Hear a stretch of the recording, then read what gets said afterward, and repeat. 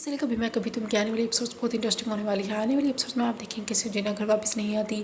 اب مصطفیٰ computer use کر رہا ہوتا ہے، اسے شرجینا کی بہت یاد آ رہی ہوتی ہے اور وہ شاید پچھتا بھی رہا ہوتا ہے کہ اسے شرجینا سے اس طرح بات نہیں کرنی چاہیے تھی۔ شرجینا اس کی اتنی کیئر کرتی ہے، لیکن مصطفیٰ کے دل میں شک بیٹھ چکا ہے کہ شرجینا اب بھی دل سے محبت کرتی ہے، اس میں دلچسپی رکھتی ہے، لیکن وہ پھر بھی اداس ہوتا ہے۔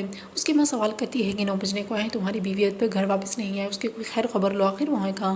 مصطفیٰ بھی صاف صاف الفاظ میں کہہ دیتا ہے کہ آپ کو شرجینا کی ضرورت نہیں ہے، بلکہ 24 گھنٹے کام کرنے والی کی ضرورت ہے، آپ کو نوکرانی کی ضرورت ہے۔ اسی وجہ سے کہہ رہی ہے اگر شرجینا اپنی مرضی سے اپنے باپ کے گھر گئی ہیں تو اسے وہاں رہنے دیجیے، جب اس کا دل کرے گا یہاں پر واپس آ جائے گی۔ وہ صاف صاف الفاظ میں اپنی ماں سے کہہ دیتا ہے۔ شرجینا اپنے گھر چلی جاتی ہے، لیکن وہاں بھی اس کا دل نہیں لگ رہا ہوتا، وہ بہت اداس ہوتی ہے۔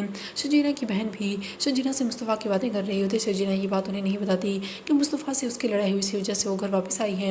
اب سب باتیں کر رہے ہوتے ہیں کھانے کی ٹیبل پہ۔ شرجینا کی ماں جب اس کے سسرال کا ذکر کرتی ہے تو اس کا باپ کہہ دیتا ہے کہ ہماری بیٹی نے ٹھیکہ نہیں اٹھا رکھا اس پورے خاندان کی خدمت کرنے کا اور انہیں کھانے بنا بنا کر کھلانے کا۔